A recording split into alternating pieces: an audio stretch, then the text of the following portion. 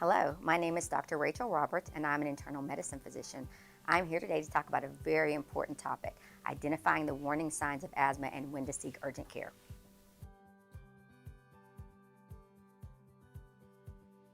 Asthma is a chronic lung disease that affects both children and adults worldwide. Asthma usually presents itself in childhood, but there is still a subset of asthma called adult onset, which can develop at any time after 20. In asthma, what you'll typically see are things such as shortness of breath, cough, chest pain or tightness, and wheezing.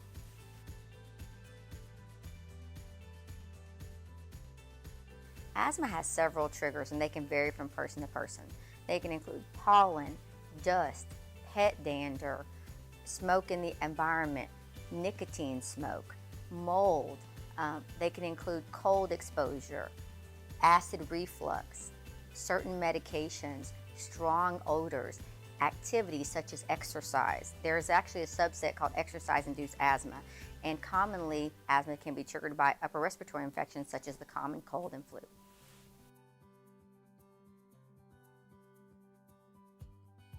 Asthma within itself can be categorized as mild, moderate, or severe, and that depends on the frequency of the asthma within days, weeks, months, and nighttime asthma.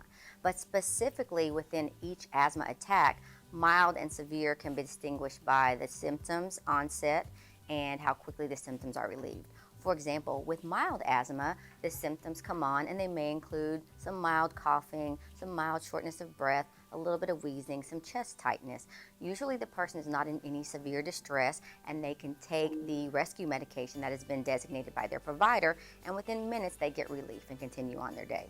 More severe forms of asthma have not only the symptoms I previously mentioned, but they can be accompanied by distress, anxiety, difficulty speaking, rapid breathing, pale, pasty, sweaty skin, cyanosis, which means the lips can turn blue, fingertips can turn blue, obvious distress. In these situations, even with the rescue medications given by the providers, the patient has little to no relief, and at that point they should seek medical attention.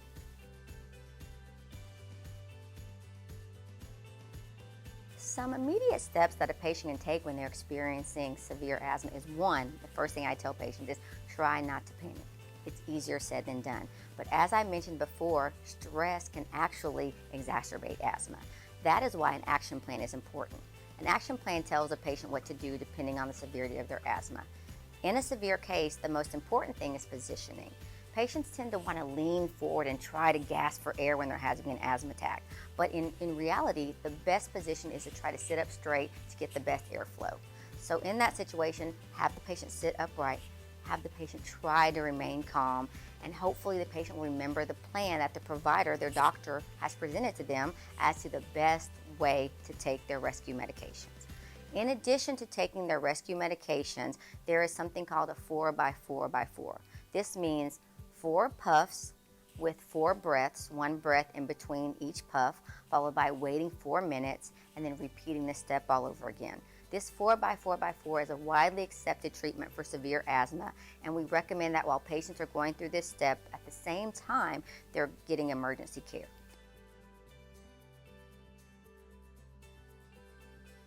Healthy lifestyle changes are very important in asthma because not only can they reduce the recurrence of asthma attacks, but they can help in lessen the severity of the asthma attacks when they occur.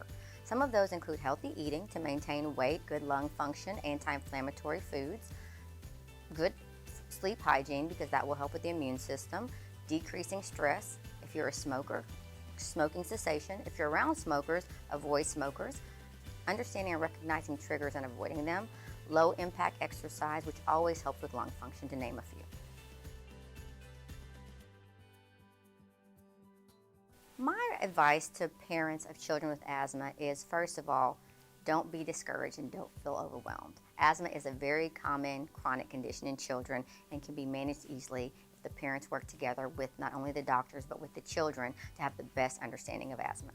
The first thing I would say is to make sure that you talk to the doctor and learn as much as you can about asthma. Talk to your child and make sure they understand their condition as well as how to use their medications. Make sure that your child is current on all of their vaccinations because quite a bit of asthma is triggered by things like the common cold. In addition to that, it's good to make sure that your child's school understands that they have asthma and what to do in case of an emergency situation. Children develop asthma for reasons that aren't always evident. If your child is doing well, but every Wednesday when they go to soccer practices they have asthma, it might be a good idea to keep a diary and start understanding what things may or may not trigger. Triggers change every day and over the course of years, and an asthma diary can be very helpful. And last but not least, education about anything severe and when to seek emergency attention.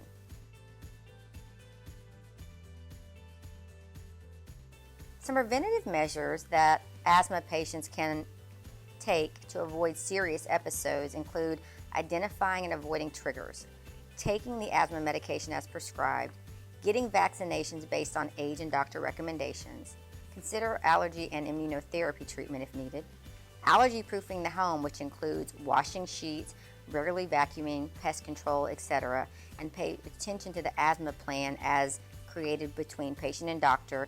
By understanding the warning signs and knowing when to seek urgent care, you can prevent a severe asthma attack and maintain a good quality of life. Always be proactive about your health. Seek the advice of your physician and realize that asthma, like many chronic conditions, is manageable and you can live a long and healthy life with the right information.